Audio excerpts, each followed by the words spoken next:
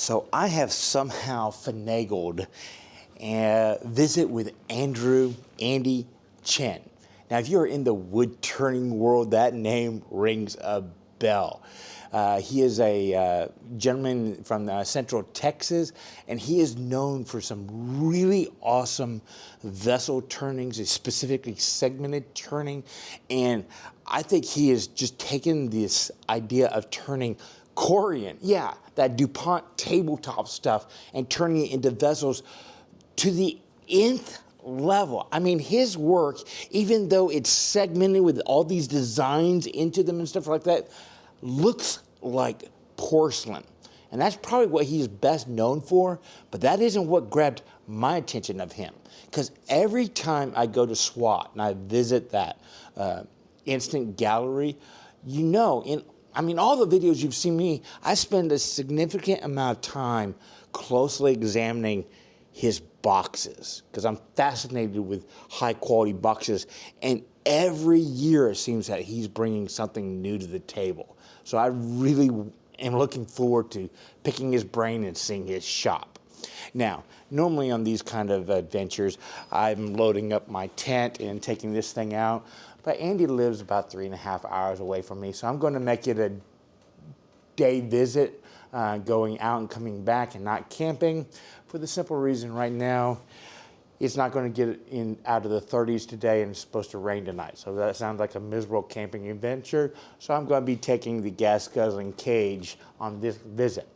But in the future, I do plan on going out for weeks or even months at a time touring this country.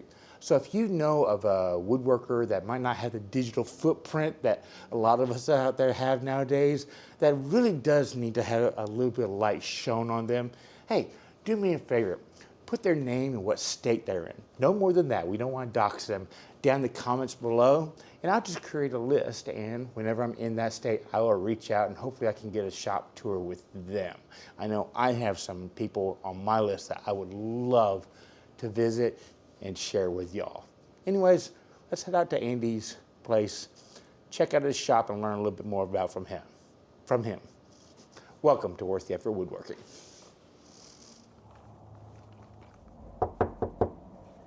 He's inside. Oh, Go okay. to that door, the knob there. Just open it. Thank you.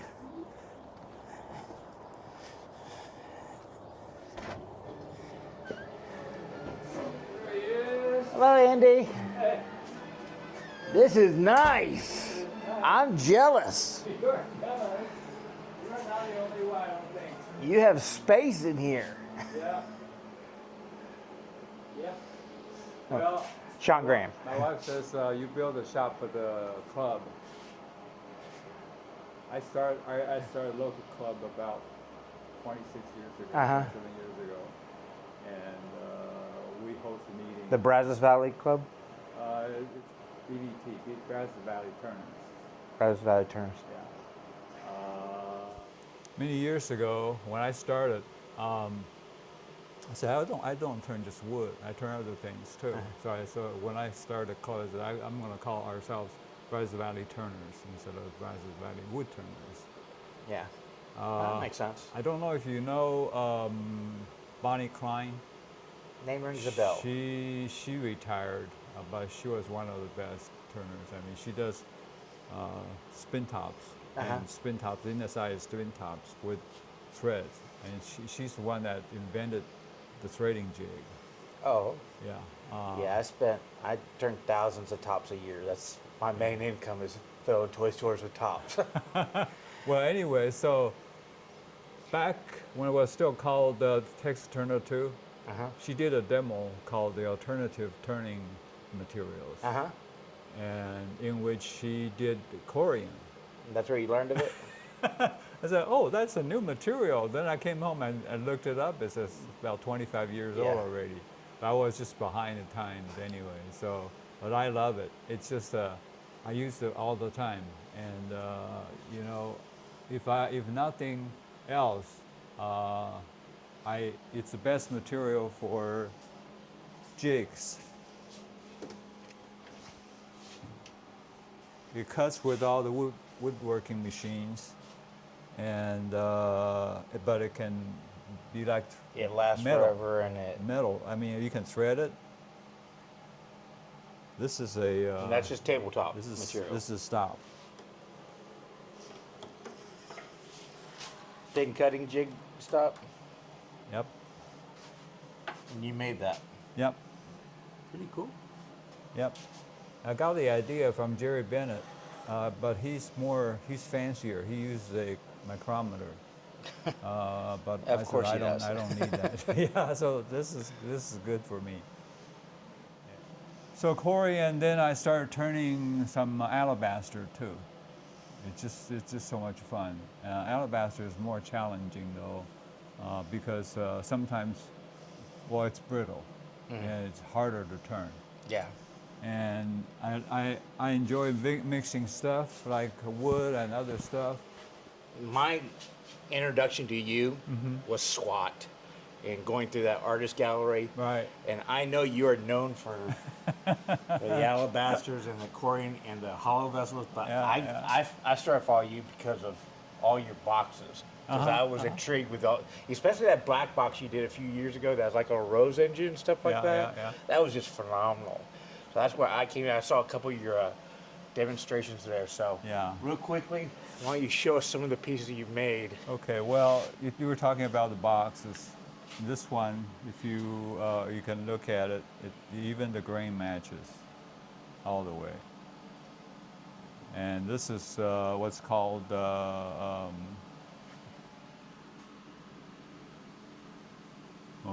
motape. Yeah, very nice wood. Oh wait. Very nice. See, this is what hacked me off about him. Okay, look at this. Okay, can you see the grain line right there? See, the thing is, I always have to embellish that line to make it bigger, so I hide it. Yeah, You just yeah, hit. yeah, You just hit it straight, and that's what I hate about you. I can't get that fine of break. Yeah. That's just Well, the ridiculous. key is you use a very, very thin parting tool. Parting tool. Yeah, I'll show you my parting tool. It's actually homemade. Many years ago, I got a piece of steel, and I don't know what kind of steel it is. This guy works in a printing shop. He brought in a bunch of thin steel. So Oh, wow. I got this. This is probably less than 1/32. So that's the key. Yeah. Yeah. That has got to chatter a little bit. Well, that's why I can't use this for big items. I mean, only small boxes. Right. Yeah. But this is just amazing. You can do it. And speaking of boxes, this is another one. This is pheasant wood. Pheasant wood? Yeah. Doesn't it look like feathers?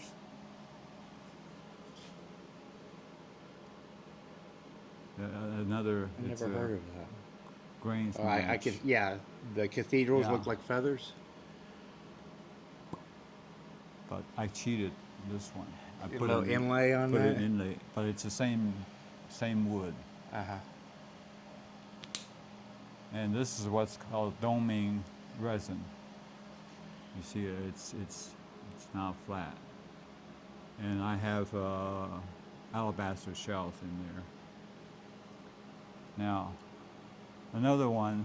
This one actually.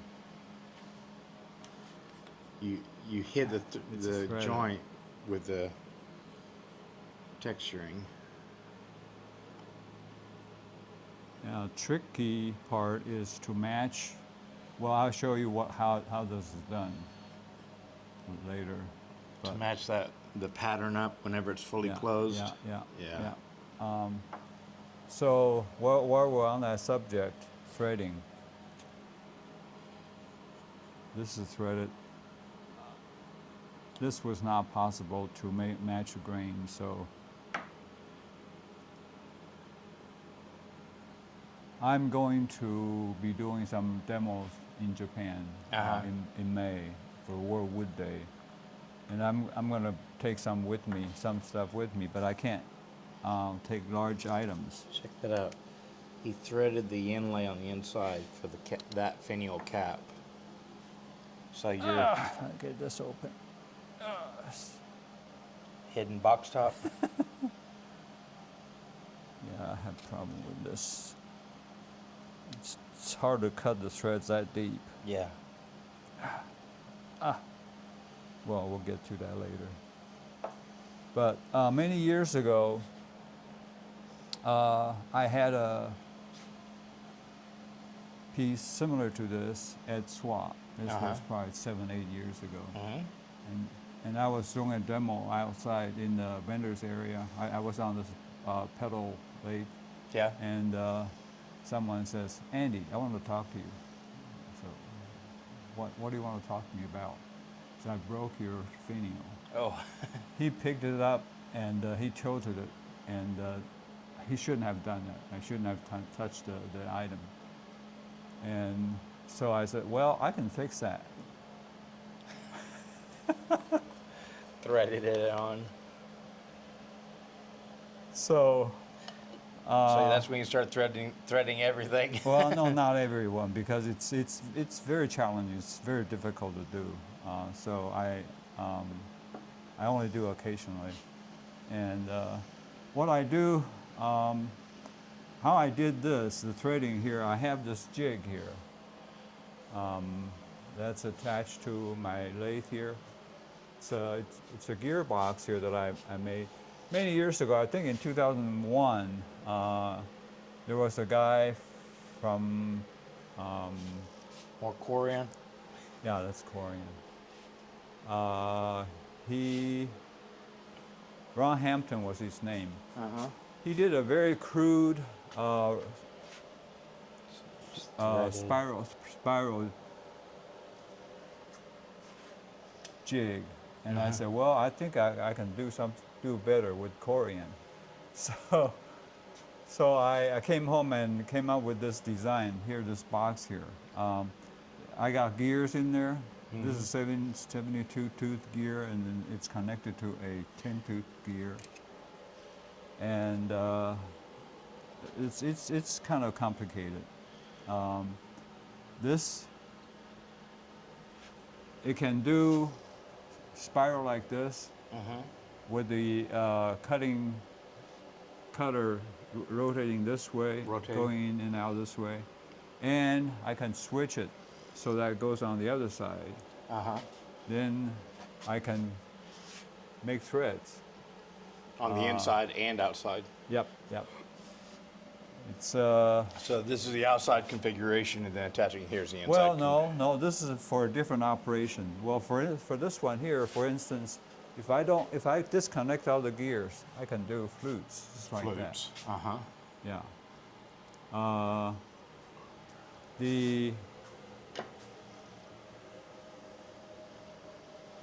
If you look at this pair here, Yes.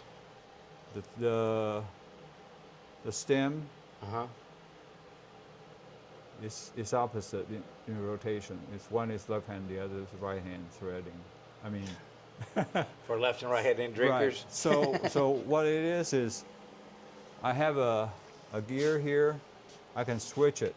If I take it out and put it on the other side, it'll change the direction of rotation. Yeah, so that's how it's done. I mean, it's I don't do it very often because it takes a lot of time to set it up. Yeah, no, I use this one, this lathe. Usually, I do a lot of lidded boxes.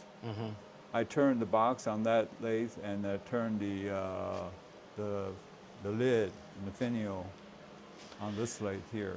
So I can take it off and put it in and try it out and make sure the fit is good. I will tell you, you have solved a problem I've had, because I just sold my one way, and the outside jig mounting, I don't know what they actually call that one. Yeah. I'd always tried to mount wood to it, and it always wiggled and flexed and all that kind of stuff, and it wore out because, vibration or something like that would wear out the threads. I never thought about using pipe. And the only way you made it work was because of this Corian stuff you're using to fit everything Well, that you actually, use it's on not it. Corian. It's you can use nylon, or you can use acetal, which is Delrin. And Delrin is very machinable, very, very friendly. It's a lot more expensive. Corian, if you can get it, it's free. But if you want to have a lot of it, It's expensive. Well, not just itself, but also shipping, because it's so dense, so heavy. When you ship it, it costs almost as much as the material costs. So this is your streaming setup for whenever you do live online? No, this is for the thickness. Hollowing. Yeah, for hollowing, yeah. It's cutter vision that I use. This is the It's a television that you can mark where it is for hollowing the inside. So you have the camera up top and then shoot down. yeah, the computer is right here. It's a very small computer. Yeah. My dad was playing around with something, a variation of that.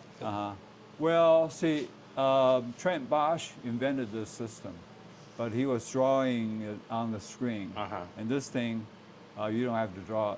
You take a picture. It just follows it. Yeah. So it's much better, much nicer. And it didn't cost me that much because I make it. I make everything myself. This thing, the monitor was probably the most expensive. The computer only cost like $120 or something. It's a very slow computer, but it's good enough. Yeah, it's good enough, and it doesn't take up a lot of space. So, and you see hanging on the wall there, that's my system, the camera. Right. I had the camera when I built it, it was just a board. So I had to build it out of the holder out of Corian again. So this is a Corian holder, and it just mounts on here. And I actually, this is my boring system. This is my boring bar. Yeah. This is after Niall Jamison. That's right. I don't. When I first started watching him do demos at Texas Turner 2, he was doing like bus, like life size, huge. So he needed a very stout system. So his P handle here is 6 inches. The two bars are 6 inches apart. Right. So he can arrest the torque. Get a lot more torque. Well, for us, we don't need that. I started out with 6 inches, then I cut it down to 3 inches. Now they're Now it's right just next to each other. bolted next to each other Right. and be done with it. And this is something that nobody else uses. Well, actually, For those that don't know, this is a coring setup so that he can do deep hollowing like those over there, because the farther out you extend from your tool rest, the torque gets phenomenally hard to handle. So this basically braces the back end of it. It's a really cool setup. this one here is very different from anyone else's because it's easy to adjust the space between the two bars. You know, it's not welded. If it's welded, you have to get exactly the same height Right. to start with. And I think also people use square bars. That's too much friction. I mean, here you have minimal friction between the round bar here and the round bar and here. by having the pivot point here, you can rotate it to get the perfect. Exactly. That's pretty nice. Yeah. So I don't think anybody else uses this system. I mean, And you get any gap right here, and it gets kind of scary because of the vibration. Right.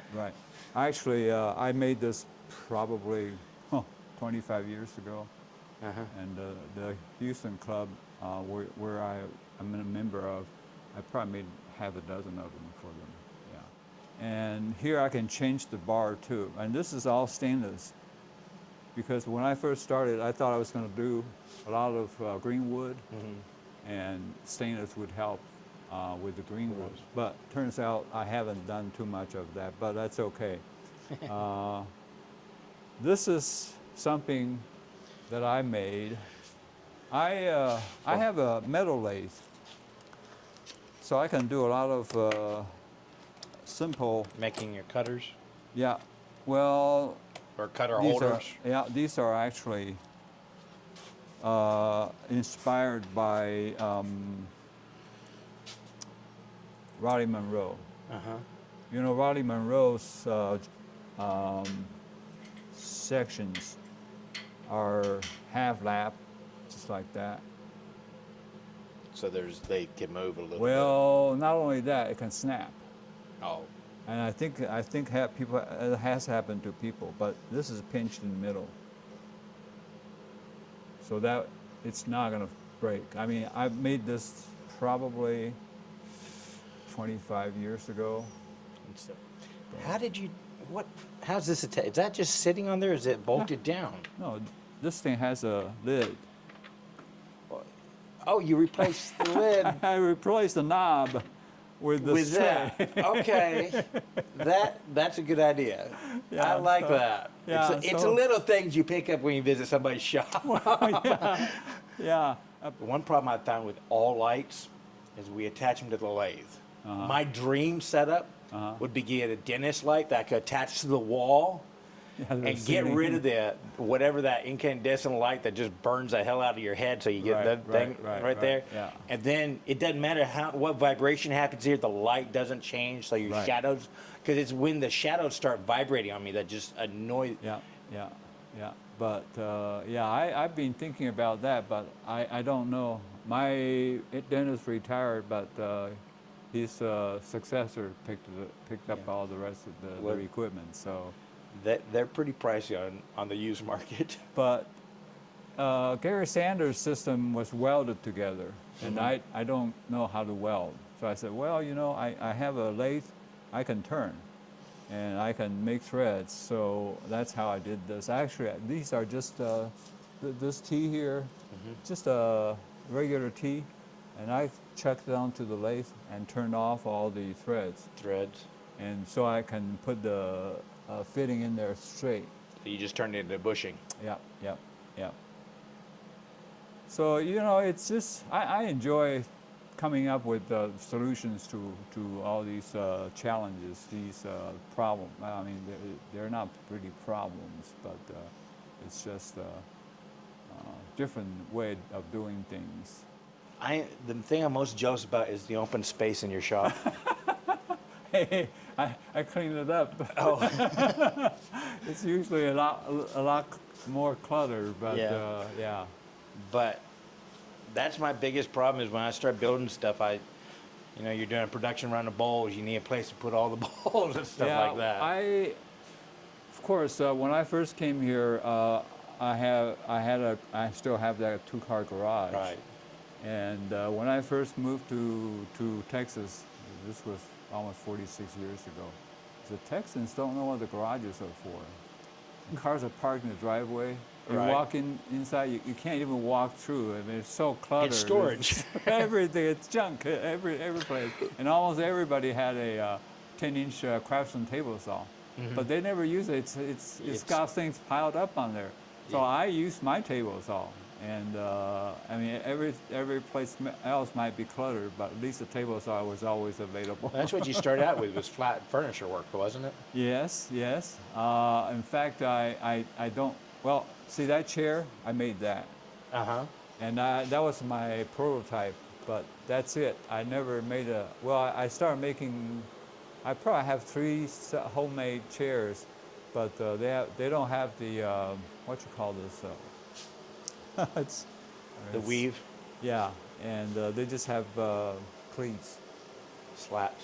Yeah, and but the key is there are no nails or screws.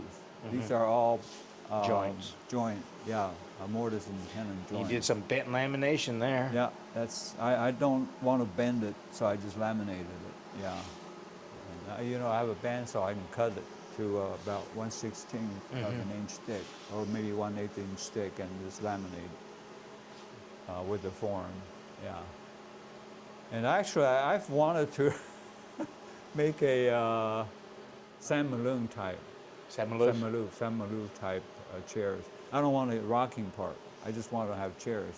So actually, I bought the wood about 20 years ago. I still haven't done it, and I probably won't be doing it.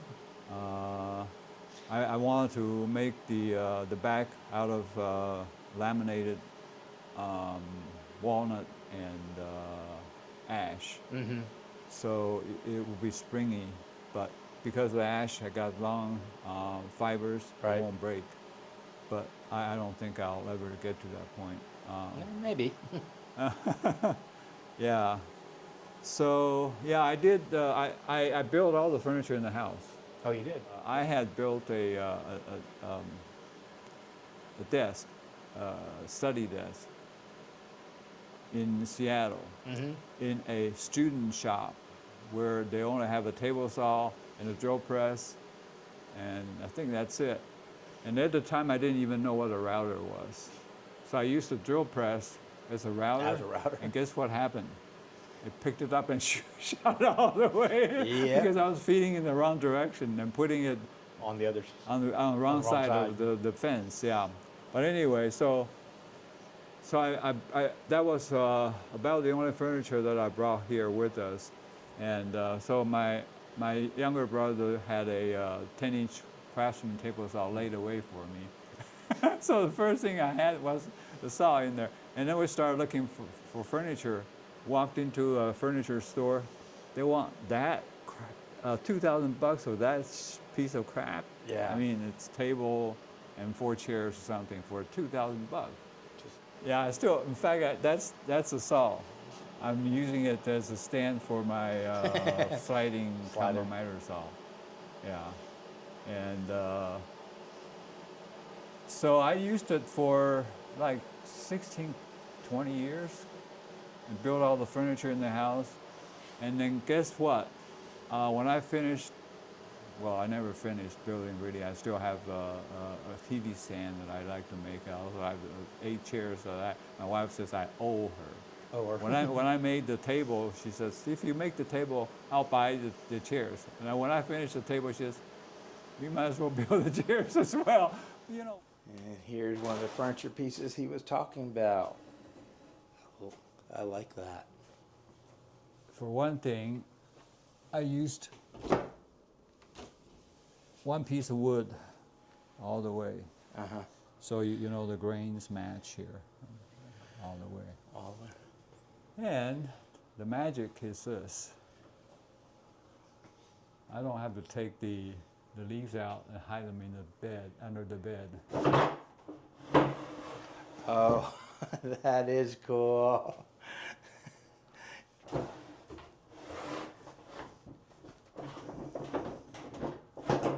And it lifts itself back, so It elevates. that is a very clever setup.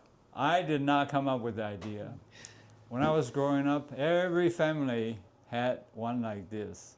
Of course, not the fancy wood like this. Right. And so I said, one time I went back to Taiwan and said, I'm going to figure out how this is done. So I crawled under and took a little piece of paper and drew everything down. And, oh, I still don't know how it works, frankly.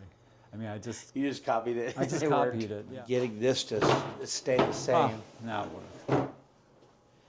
I was like, getting this to stay the same over all these years means you put a lot of effort into setting each one of these joints up. That was a challenge. Actually, I was going to use another piece of furniture to practice it with, and I said no, I'm going to just do it. The trick is to not start from the corner.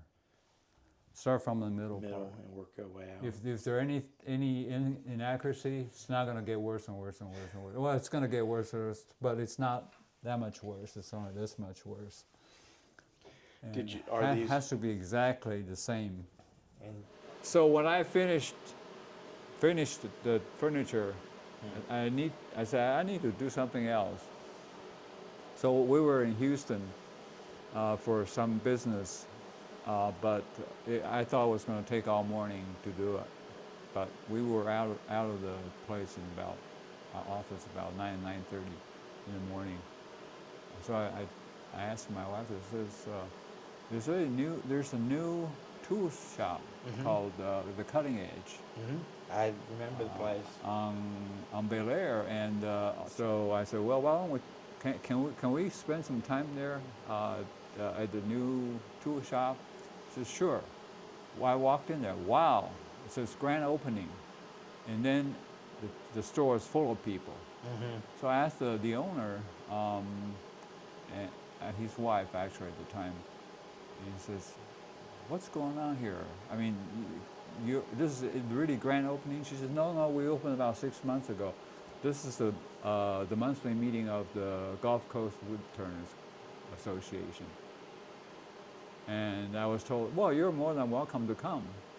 And this was in 1994, so it's more than 30 years ago. Yeah. And so I'm still a member. I'm one of the oldest members in the club. And so at the time, I didn't have a lathe, and I bought a shopsmith. And I tried to turn something, and I chuck a piece of wood on the lathe, flip the switch, the lathe started walking away from me. Yeah, wide full open. So, I think I better have something that's already balanced, Right. pre-balanced. I said, well, about the same time, I was a subscriber of the Wood magazine, Better Home and Gardens Wood magazine, and they had a article in there on making a segmented salad bowl. Right. So, I said, well, I can do that. So I did that, and it worked out. And that's how I got started on segmenting. Yeah, and I for those that don't know, here's the difference. I make stuff out of solid stuff, and I make a lot of shavings. He makes stuff out of cut up boards, really fine, and he can stack them and shape them so there's a lot less shavings. But look at the intricate patterns you can get on it. And what I like even more about it, check out his grain alignment. See how he's using very similar pieces, but because it's cut flat and then arranged right, the chatoyance changes as it goes around. And that's what pisses me off, because I don't see any way I can make money doing that one, because you have so much time involved on that. I don't make money. I don't even bother to try to sell them, because nobody wants to pay what I consider a fair hourly rate price. for that thing is just... Yeah. I mean, there's no point. I mean, I enjoy doing it, and also, if I start selling things, I have to make something that somebody else wants. It's not something that I like to do. I said, no, forget it. I'll just do it for fun. I mean, I don't need the money, and just fun is what I... Speaking of spending time, I want you to look at these. These segments are about 3/4 inch by 1 inch, right? Check out over here.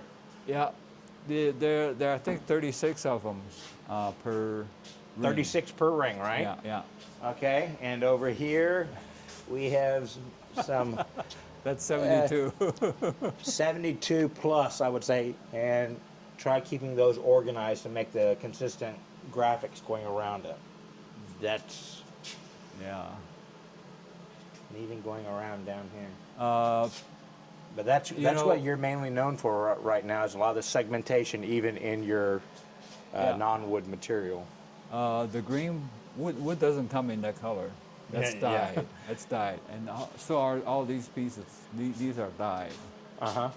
And I put the wood in the dye and pull vacuum on it.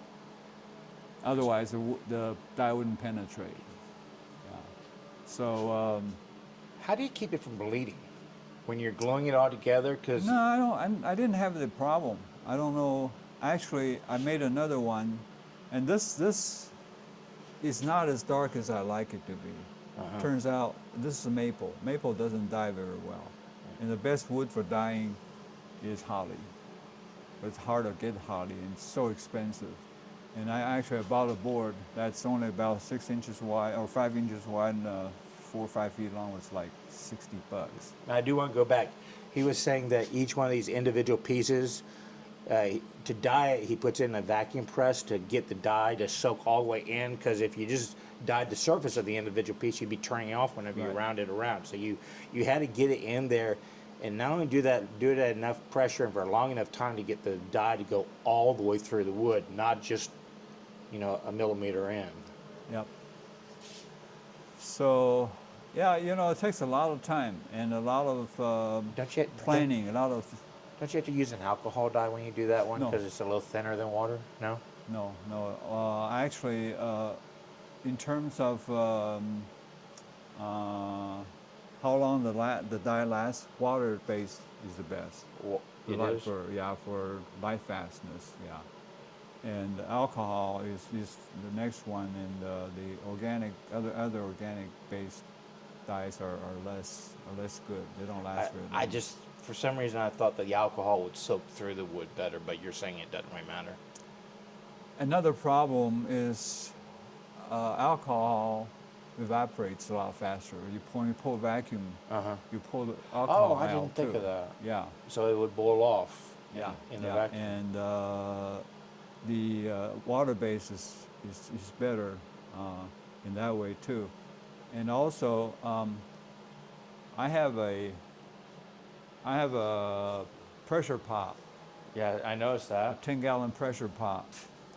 And actually, I made a plastic lid. A plastic? Yeah, I'll show you.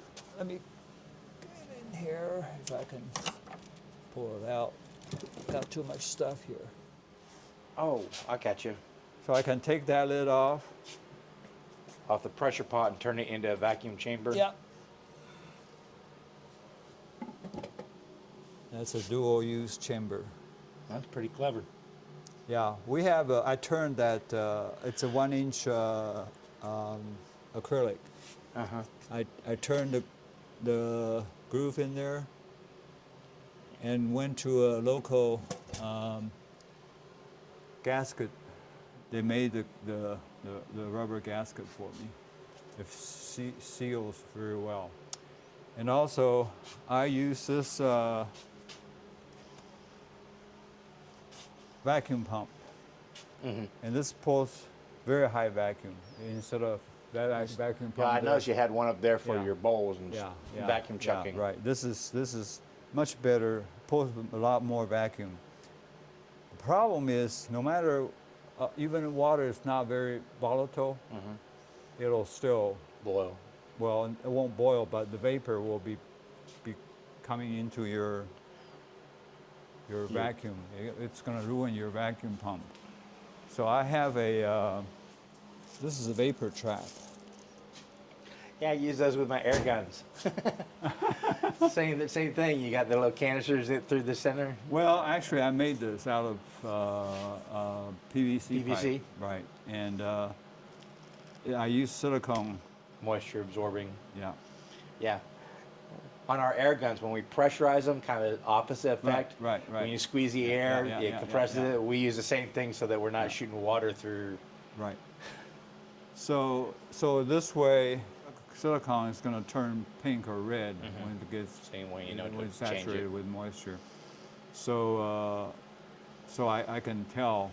I mean, you can actually tell Can't you from bake here. that stuff after? Yeah. You just I bake do. it and get the water out. Yeah, I do. And so it's, and in fact, I turned the threads on this thing here. Yeah. People don't realize, well, I was a scientist before I retired, and I did a lot of vacuum stuff and pressurizing stuff, and so I know what happens to these things when you the moisture is going to get into your oil. And if you don't change it often enough, it's going to ruin your vacuum pump. So, My dad was a chemist in his early years.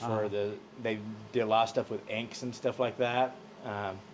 And he had a fascination with vacuum pumps. And now everywhere I turn, I'm finding parts for these vintage ones because he said they don't make them like this anymore. Yeah, right. And I probably have 20 vacuum pumps around the shop, all in parts. So. yeah, you were not sure what pheasant wood was. This is pheasant wood also. That's featherwood also? Pheasant, Pheasant. like the bird. Pheasant. Yeah, pheasant wood. And it's all because of this. The cathedral. It's like feather.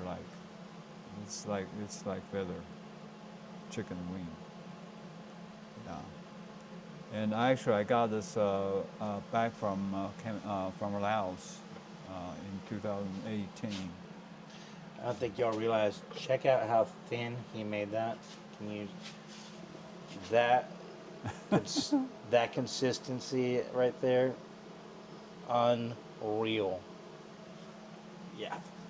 Yeah. I don't make them that thin because that takes lots of time and patience. Right. And I'm trying to make money on my stuff. And back to alternative turning materials. This is alabaster. And I have a wood rim on it and a wood bottom because you can't chuck alabaster. It has to be glued onto wood. And it's thin, but still very heavy. And this one here is a mixture of alabaster and mesquite. Mesquite? Because Because- mesquite's stable. Well, mesquite's stable. You want to, and alabaster doesn't move with moisture. And if you use other wood, you're going to have problems with separation over time. Mesquite doesn't move with moisture, so the problem though is when you mix even mesquite is not. You know, people say mesquite is very hard. Mesquite is not that hard. It's easy to sand. Well, actually, if you feel this, you can feel that alabaster is lower than. It's harder than the. Well, alabaster is harder, but when you sand it, it sands away faster than the wood. Oh, it does. So, and you have to sand it. You can't just cut it. I don't care how good a turner you are, you have to sand it. And when you do that, it just happens. And I want to show you, this is the box. I took a chapter out of Jerry Bennett.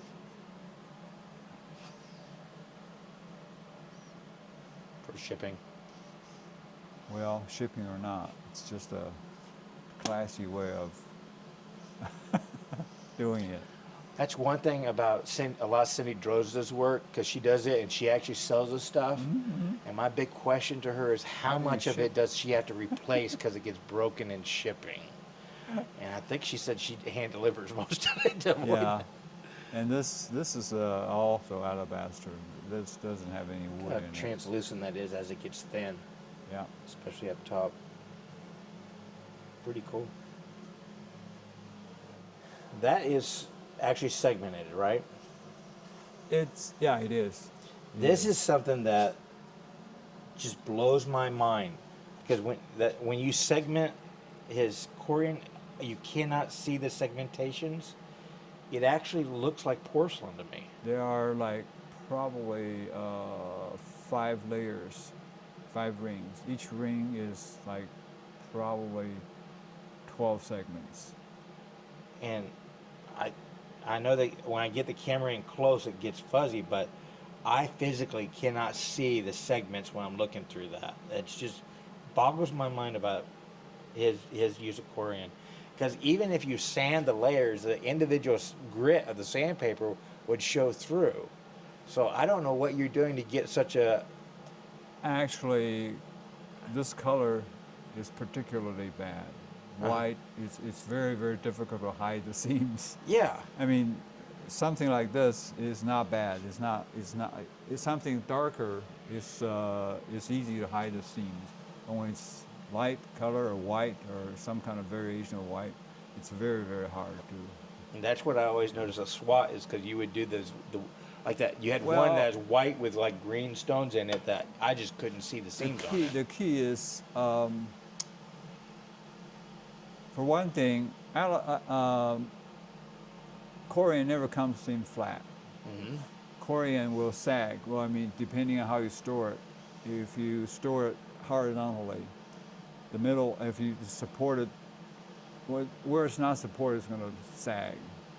So if you take any Corian that's of any length, it's not going to be flat. But when you cut it into small, also the 2 sides of the Corian is not the same. One side might be a little rougher than the other. Yeah. And I think how they make it is they cast it in a big bed. The bottom side is actually the good surface. The top side is rough. Right. Not always, but most of the time it's rough. So if you put them together, it's gonna have gap, and the gaps will show when you sand, or not even sanding, just any kind of dust will get in there. It's gonna create a gap or a seam. So that's a challenge. So are you thicknessing your stuff before you glue it up to get it? I just sand it. Just sand it? You know, I belong to a Facebook group called Segmenting, or Segmenturners or something. About every week, every couple of days, there's going to be a new guy that says, "What's the best drum sander to get?" I said, "You don't need a drum sander. I've been doing it for over 30 years. I've never bought a drum sander. I've never used a drum sander. I have no space to put it, and I don't want to, for a couple of $1,000. I'd rather buy a nice wood instead of a drum sander. And if you have to go through the drum sander to put your rings through the drum sander, you need to improve your gluing in the first place." Well, I mean, even if it's warped over a long space, when you're cutting up cutting into short, short pieces like that, it's not a problem. And also, I just have I get granite from flooring or and that's what you sand it on. countertop place, and So I just glue a 60 grit sandpaper there. So And you just- use a just- scary sharp to sand it. Yeah. You sand one side, you glue it onto the previous layer, and then you chew it up with the The whole glue up. on the lathe. And people sand both sides on a drum sander. That's not going to work because there's no guarantee. Also, if you think about it, when the ring goes into a sander, you have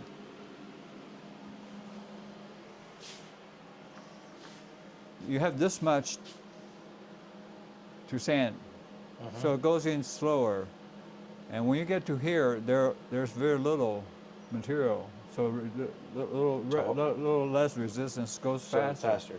So when so it gets the ends will get sanded Smooth. down a little more than these two sides. So and when you flip it,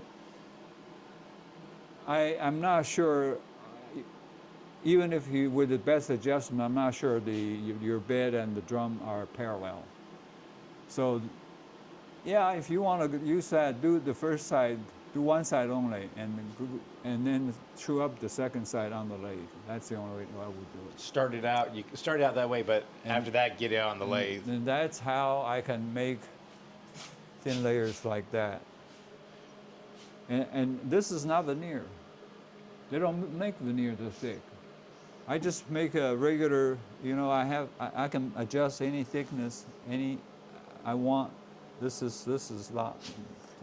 So each level, you're actually This putting it this on the layer lathe. and this layer are not the same thickness, and so you can't. If you buy veneer, you can't get that. So for thin pieces like that, I just use the regular 3/4 inch wood, solid wood, glue it on there and part it off to whatever thickness I want. And then sand it flat. Right. Well, actually, I turn it flat, and then sand it down, so make sure that it's absolutely flat. Yeah. And when you sand it, it doesn't guarantee you that you're going to get a true surface. The only way to get it truly flat is to use a cutter. Yeah. But the cutter takes skill. I actually, I was going to say, I use bow gouge maybe 90 to 95% on my turning, anything. I mean, turning this or turning this, it's all bow gouge. And the inside, I do the top with the bow gouge and then use a boring system to do the inside. And so you have to practice. There's no two ways about it. Yeah. I'm actually an entomologist by training. So I've always wanted to include some kind of bug in my turning. Finally, about 4 or 5 years ago, I did this. And this one took me about 6 months to build. It's a pain. Do you And run I don't think level I'll ever every do it few again. days? I don't think I'll ever do it again. In fact, I took the jig apart. I said, I'm not going to do this. And this one is actually polymer clay. I saw that SWAT this week, this last time. Uh-huh. Is that a new technique you're experimenting with? This was, I don't remember. I think I made this one about 3 years ago, 3 years ago. You know, people complain about Andy being a Corian guy. I said, I like to do some wood stuff too. So, but wood and polymer clay don't mix because you have to bake it. Oh, You have to bake it 275 degrees for 30 minutes for it to. that will fry Well, the wood. you know what the chemistry of polymer clay is? No. It's PVC. PVC? Yeah, so it has to be baked Right. to cure. And so when you bake, I tried it on mesquite because you think mesquite is stable, right? No, it doesn't stick. It comes off. So this is actually, if you look inside, I cheated. Can you see the color difference there? Yeah. I'm going to try to zoom in with this new camera to I me. mean, let's see, maybe we can find them I got it. better light. Yeah. I got it. So the polymer clay is glued onto a Corian ring. So you did the Corian and Right. clay first and then fitted it almost like a box top. Well, the hard thing is when you put polymer clay on there, even if you're an expert, it's not going to come out flat. It's not going to come out smooth. So you see, this is mirror smooth. Right. So what I do is if you do small like pens, you can put CA glue on there. But with Somewhat this, cheating. forget it. So what I do is it's really, really, really painstaking. I think I have one here.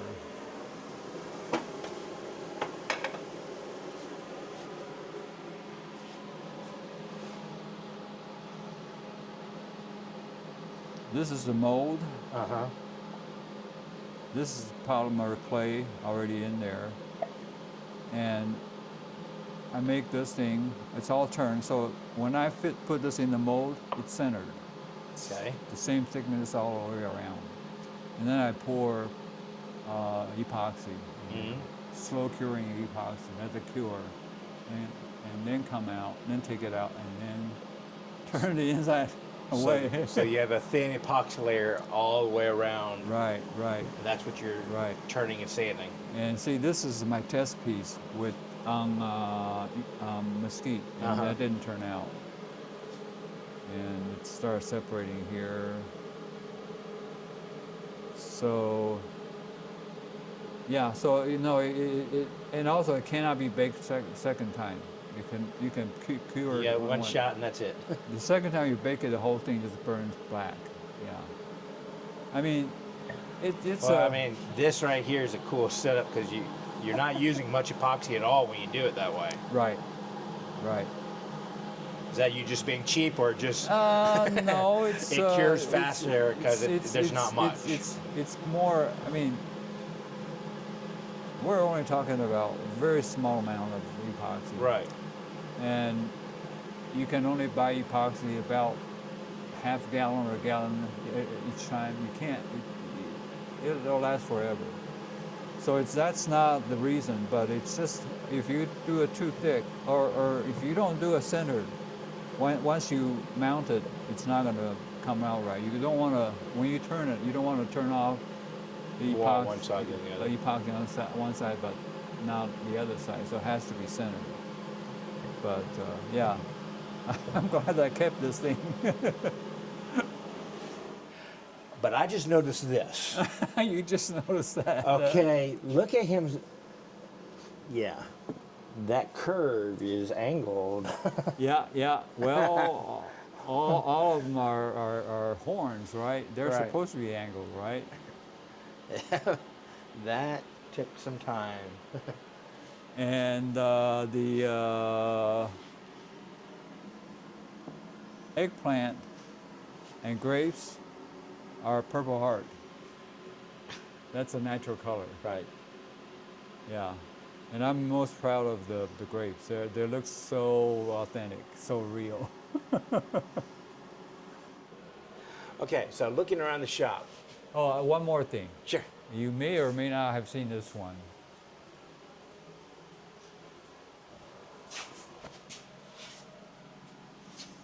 Oh, whoa.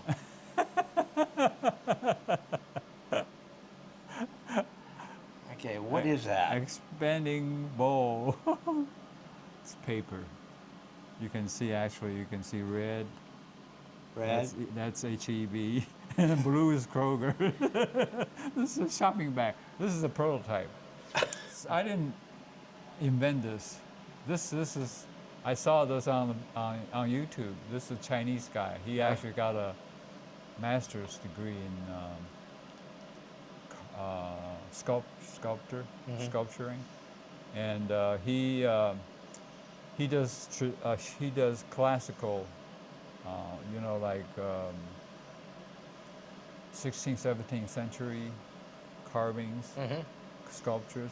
He actually does that, and he picks it up, and the whole thing just expands like that. So he's carving out paper and then Yeah. he does it. Yeah. So what it is you laminate, you glue the paper together.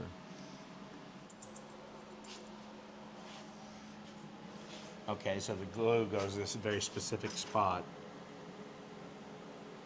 for the different layers. Yeah. You, for instance, the first layer, you put the glue lines like that. The second layer, you skip it about half the distance. And then just go. So you're not rotating at all. No, I don't know you why keep, I thought. No, you keep on doing this. No, Okay, you can't 'cause- you can't rotate it. It Okay, won't so work. yeah, that's why it made the. Yeah. Okay. This is actually That's an more ancient- engineering than anything. No, it's an ancient thing. I mean, the Chinese made lanterns this way years ago. I mean, centuries ago. And this guy just expanded it, and it's fantastic. I mean, it's really cool. And but trying to write it up, and hopefully with the little video to go with it. It would take just a lot of time to do it. That's why I keep putting it off. And but to keep it from to make it dry, if you stack them together, they're not gonna. It's gonna take forever to dry. So this provides ventilation, or air can go through there. That means you're just doing a few layers every night, and then it. Oh, yeah. It takes forever. Yeah, it does. I don't remember how many layers there, but it's like hundreds and It's hundreds. more than 4. Like your setup here for your sharpening station. People talk about safety in a shop, and I think most people are concerned about the bleeding type of accident, because when you bleed, you cut yourself. But when you have COPD, that's when you find out that your lung is screwed up. It's too late. You can't do It's anything too late about once it. you. So I have I have the central cyclone system, and at every port every tool I have a port there, and when I do sand or do a carving or something, I have a hood there. You see that? This one here with clear top so I can see through, but I pull vacuum on the back. And also I wear a papra, so pumps filtered air Positive- through it. positive air pressure to blow out. Right. So why aren't people worried about grinding their tools? All the it's not just steel. I mean, even steel. Steel is got a whole bunch of really bad stuff like vanadium, chromium, I mean, all the heavy metals. You breathe all that in there, it's going to screw up your lungs really bad. We have a metal worker in our club, and Uh-huh. just the last meeting, he was saying that every 6 months they make them go in for testing Oh. because they do so much grinding. And we were all talking about how great it is to put magnets down there, and you put the magnets in the bag and stuff like that. He said it doesn't really matter. Yeah, Nope. the heavy stuff's gonna fall anyways. It's that microscopic stuff you can't Right, see right. that's coming off that you breathe. So I take this hose here and put it here when I do any kind of grinding, any kind Grinding. of sharpening. Yeah. I mean, it's not pulling up everything. You can see the heavier stuff here. But the heavy stuff falls. But yeah, the real fine stuff gets sucked into the system. How you like your Stuart batting? I've been thinking about getting one myself. Oh, I love this. I mean, I got this before he went out of business. He's back in business again. But Yeah. he's licensed as somebody else, Uh, I think. I don't know. I wish he didn't have this here. I wish he didn't have, because for my small cutters, for my Carbide? my boring system, the cutters are short.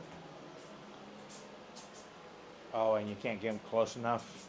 Yeah, it's hard to hold it right if you have that space Right. there. Yeah. So then this is just a 1/4-inch tool blank. Yeah. So yeah, I love it. It's great because when you change the angle, you don't have to move the bar in and out because it's just fixed. I think someone else makes it. Roper, whatever. He's talking about this center axis right here. It rotates around that one, so you're not having to constantly move this back and forth every time you change It that keeps angle. the distance. Yeah, which is really cool. Right. It's not cheap, but it works great. And also, It's something you use every time you turn. So if you don't already have a Wolverine system, it comes with a adapter. bar. But if you already have the Wolverine system, this is the adapter that comes with it. Otherwise, it's a rectangular bar. Yeah. No, I have had this for many years. I think that's one of the best investments. Another question.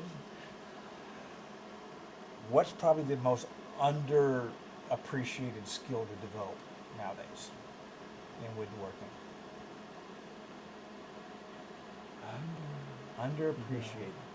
Dad used to say that people need to focus on sanding so much more than they do. Not only just going around in a circle, not only reversing, but actually following the grain. He was a big advocate of hand sanding after the fact and actually looking at the grain lines, those last things, and going with the grain, even if you had cathedrals and stuff like that, to get the perfect finish. And his finishes turned out a lot better than mine because I'm trying to do as fast as possible. Do segmenting, so the Yeah. grains run in the same Yeah, direction. segmenting ain't going to happen. So that was Dad's things that sanding seems like such a simple idea, but in actuality, you can dive deep into the knowledge. People will just have to be patient and learn how to use the tool properly. And I'm a segmenter. You can do anything. I mean, it doesn't take much skill to make it smooth. I mean, worst comes to worst, you just use sandpaper. Right. The sandpaper won't show the scratches either when you have grains running in a circle. But I try to learn how to do the cutting properly with the tool. And I got to a point where I can do a push cut and almost finish without sanding. And that's just, I mean, That's the goal, and then you that's sand for to someone make it that's better. not that doesn't do this all the time. And so I'm very happy with the way I was able to do it. Well, except now I have Parkinson's, so it's hard to control the tool. But yeah. So some people swear by certain cuts and certain grinds. You know, everybody has their own grind. I mean, Ellsworth and Trent Bosch and everybody else, they all have different grind, and they all work for them because they practice. They do it all the time. They do it They several develop. hours a day. So yeah, so they don't have to think about it. It's all fixed in their muscles. Right. Yeah. It's a muscle memory. Yeah. Okay. So. Your opinion. Oh. Okay. What's the stupidest aspect of your shop? In my shop, my dust collection is so unorganized. I'm losing suction power because of the way I've got everything laid out. Because I just tried to get dust to all my tools, and I didn't think it through to reduce my junction points. Well, it really it boils down to age. Age. Age. I'm finding that's more difficult for me to get stuff. Well, you know, when I had the shop built, I didn't want to have the ceiling because I wanted to use the joists for storage. Yeah. And so I have a lot of stuff up there. You can see it. And lighter stuff is not a big problem, but now I have boards that are pretty heavy and some tools up there that are heavy. Even something that's not that heavy, I have hard time stretching myself anymore. So it's just hard to reach, and unfortunately I don't have enough space at the lower level so I can store it. And I got a lot of stuff stored up there. Yeah. So that's when I was younger, I didn't have any problem. Now I have back problem, I have shoulder problem. So it has a lot to do with age.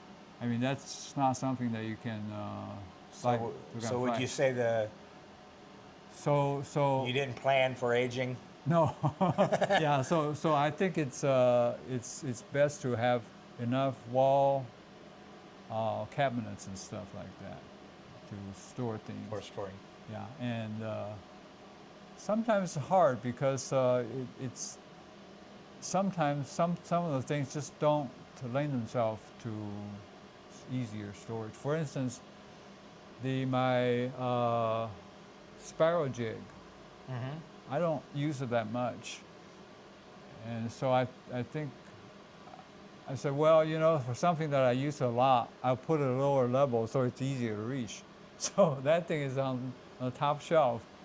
I try to get it down. It's very, very challenging. Yeah. So maybe I should just put the heavier stuff in the bottom and lighter stuff on top. And even if the lighter stuff get used more often, I just have to get on a step stool and get up there and pick it up. Yeah. So planning for how you're going to how you need to use it, not how you want to use it. In the future, yeah. I mean, if it's like you want to do it for a couple of years, it doesn't matter. But if you want to do it for a long time, you better be planning on what to do when you get older. In all your woodworking, is there an obnoxiously hard project that you've had that you learned the most from? Something that still haunts you today. It was so hard. It's not hard, but it's the challenge of keeping the wood. I mean, as a segmenter, keeping the wood the same color over time. Because it ages as. And I'll give you an example here. Maybe I think actually I have two examples. Yeah. How about this? It's definitely walnut, right? Yeah. Yeah, that's something. That's got a lot of yellow in it. I don't know. Padauk. Padauk. Don't use Padauk. I mean, a lot of segmenters like Padauk. The color, it's beautiful. Yeah, but over time it'll get dark. Mm-hmm. I mean, all the wood, the lighter color wood will get darker. The darker color wood will gets get lighter. lighter. It's just It nature. all meets in the middle. Yeah, and also people say, "Oh, it's oxidation." Yeah, it's oxidation. And also people say, "Oh, keep it light, keep it out of the light." Light is still activating the oxygen that's doing the job. So actually, it's interesting. I gave a friend one of these vessels. It was really a conversational piece because when he opened it up, it's red inside. It's dark brown on the outside, but Right. red inside. So you know it wasn't walnut. But I actually is have really a Bodart box that has turned orange. deep maroon because it's 15 years old. But you still open it up, and it's neon yellow on the inside. Yeah. Because of that. Yeah. I remember, and I hope I got this name right, Rogowski or something like that. He actually made a curly maple and I think pear table. And the pear changed colors quicker than maple. And he wrote an article. He said the customer called him back and said, "This is not working out." And he told him, "I didn't design the table for now. I designed the table for 5 years from now and the rest of its life. Wait 5 years. If you still don't like it, I'll give you your money back." And the colors came together over time because he absolutely did not want to dye wood because he said it's still going to get darker, so it'll just get even darker. So he said sometimes you have to design something that's not going to look right when you first make it because you haven't added the time element into it. And that's something that stuck with me. All the wood change color. I mean, there's no way around it. It's just a fact of life. You can't change it. It's just like you're getting old. You're not gonna get younger. That's all there's to it. Well, are there any final thoughts you want to leave with new Woodturners? I know you are a big fan of clubs. I mean, you're basically running the local one here. Yeah, most definitely. Most of my audience Don't try to learn from YouTube. don't try and Because YouTube and Facebook, there's nobody that does the checking.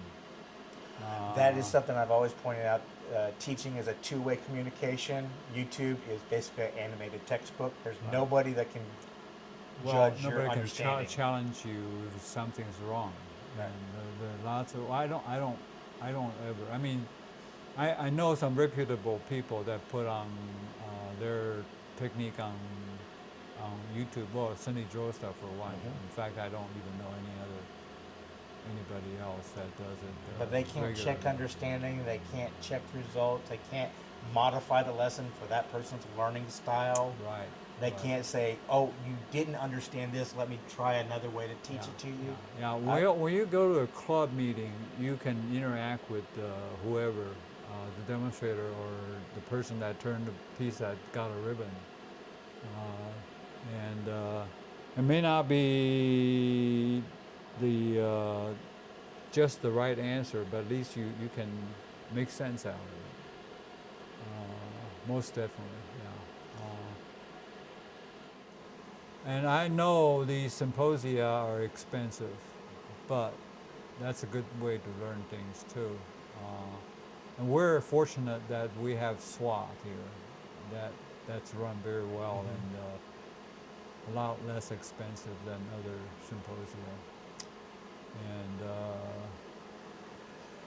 I would encourage people to go to the national at least once in their lifetime. Yeah. But you get exposed to more different ideas. For instance, this year they're going to have somebody I really respect, a French guy, Alain Millon. He demonstrated a few years back. In fact, I was his room assistant. He was really, really nice. I mean, he's not that kind of guy. He's not that type of really French. down to earth, down to earth. Yeah, he's really nice. In fact, I learned quite a bit from him, but I don't think I'll ever do what he does. But it's just fascinating what they can do. Yeah. You get to know these demonstrators, and if they offer lessons, private or semi-private, just take the lessons from them, and it's a lot. Very, very beneficial. So these symposiums are kind of like shopping for an individual teacher. Almost. Yeah. Pretty Yeah. cool. So your suggestion, new wood turners, new woodworkers, get in front of somebody live. Yeah. Yeah. Definitely. Definitely. Okay. Andy's Sanctuary. Really cool shop. I am jealous of the organized open space because I really need this for my work. Very cool. I'm jealous of his setup on the one-way. I recently sold my one-way, but how he did this was solved a lot of issues I had. Really cool setup.